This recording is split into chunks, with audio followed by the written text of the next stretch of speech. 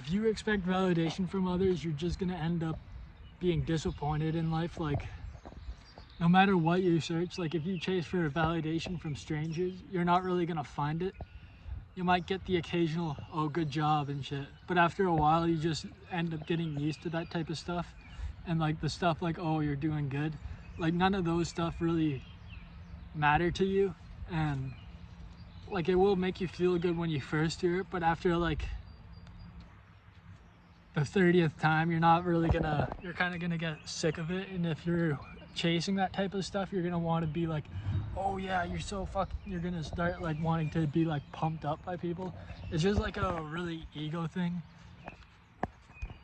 It makes sense, like, but instead really just chase your goal instead of the validation that you get from others.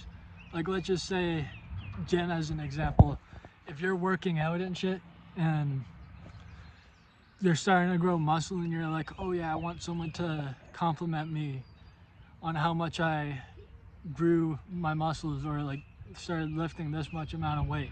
You might get the odd compliment or whatever, but no one's really gonna care. And but even people at the gym, they won't even really like compliment you.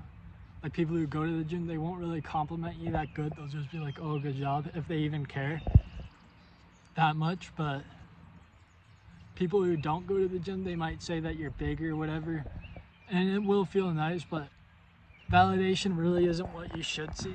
Instead, you should just seek your goals. So if you're chasing like to gain 30 pounds of muscle in 2 years, which is pretty realistic unless you're on steroids, and you could probably get it in like 6 months, but that's not important. If you do chase like gym, for example, and like seek to gain muscle, just chase on your goals and chase on like your own progress rather than expecting other people to compliment you on your progress.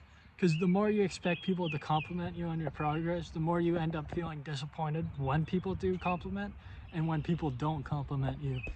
So someone might call you like small as fuck or whatever, and you might feel like, oh man, that's a different thing. We'll get into that in a second. But yeah, people won't say anything to you, or they'll just give you like a half-ass compliment. Or in some cases, you'll get like, let's just say you're going to the gym to chase validation from girls. If you do that, you'll end up getting more compliments from dudes than you will ever get from girls. Unless you are flirting with girls, and girls will flirt with your muscles and shit. But I've got a ton of compliments from dudes, and like flirt compliments, and I didn't really like that one.